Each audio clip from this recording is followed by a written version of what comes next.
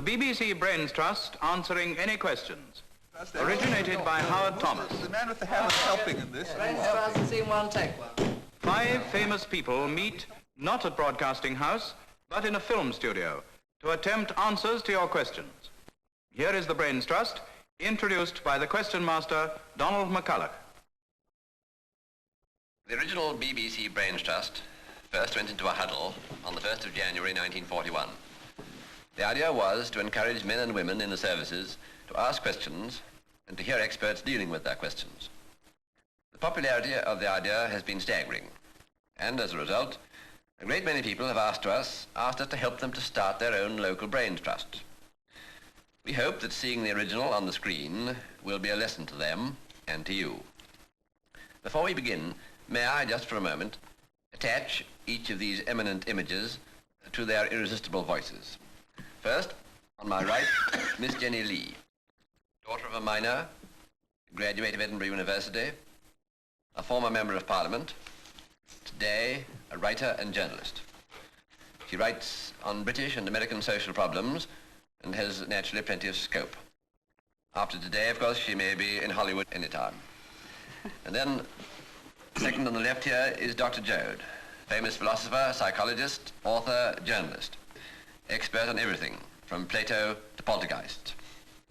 On the extreme right here, Commander Campbell, sailor, traveller, and inventor, the Popeye of the party.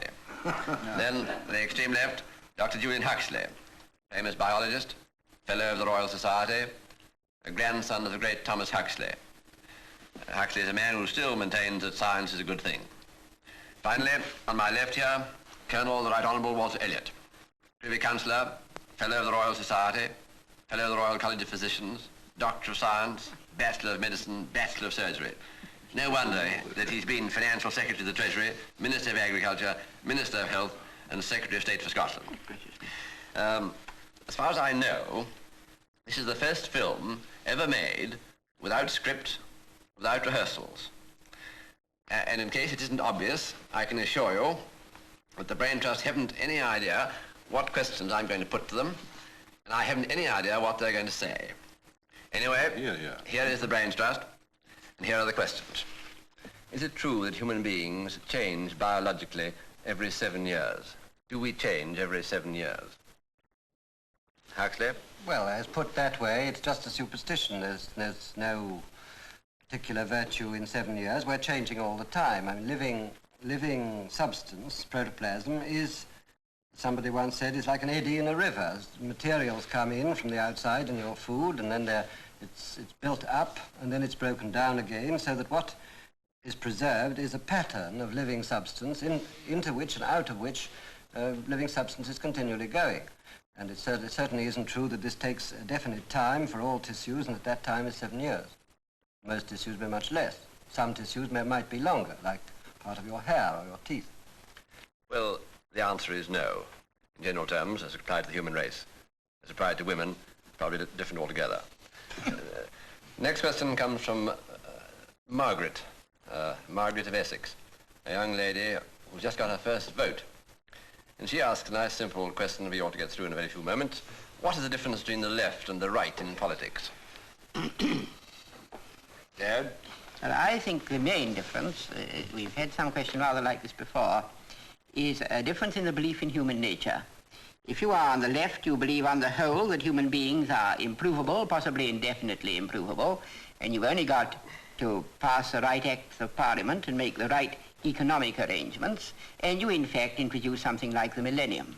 Indeed, a world of prosperous, properly psychoanalyzed communists would be perfection. And now, if you're on the right, you believe in more or less in the doctrine of original sin. You think that there isn't a very great deal that you can do with politics and economics. You can keep society reasonable, but you can't improve it indefinitely because of your view of the stuff of which human nature is made. I, on the whole, take the right view as to the nature of human nature, but nevertheless take the left view in politics that it can be improved a bit. Well, that's a very shrewd position to take up. Miss Lee? Well, I think it's becoming increasingly difficult to know the difference between the left and the right, many of our own current politics. I agree partly with what Professor Joad says. You do have an evangelical if you like, sentimental left that goes back to the tradition of Rousseau as much as anything, which says that human nature is good, corrupted by society. Therefore, you can improve it indefinitely. Then, of course, you've got another left that prides itself on being extremely scientific, extremely materialistic, which bases its claims for the social control of economic resources on the basis that if we don't do that, then society collapses about us. But I don't know any English author who puts the difference better than Thomas Jefferson, the great American writer, who says essentially there are some people who fear their fellow citizens and try to keep them under by force and authoritarian methods. And there are others who want to trust the common man, and they want to build them up to higher standards of civic rights and of material opportunities. Well, you can go on talking indefinitely, but that's one of the small differences. Which is which? Well, I said to begin with, it's sometimes difficult to know. You better guess that.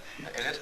Yes, I think as McCulloch has just said, you've got to guess that. There are some people who fear their fellow men and wish to keep them down by force, and there are some people who believe in the perfectibility of the human race.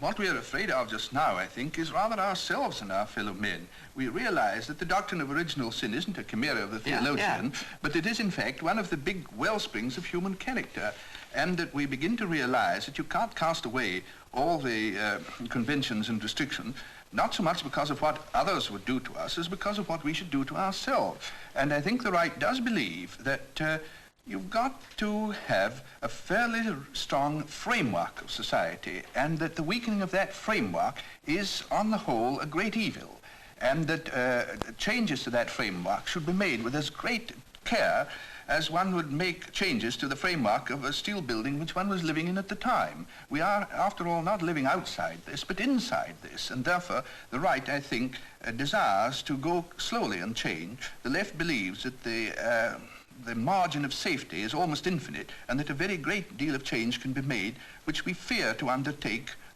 simply because of timorousness. I'm of the right. Well, there you are. You've got a general idea of the rather complex situation.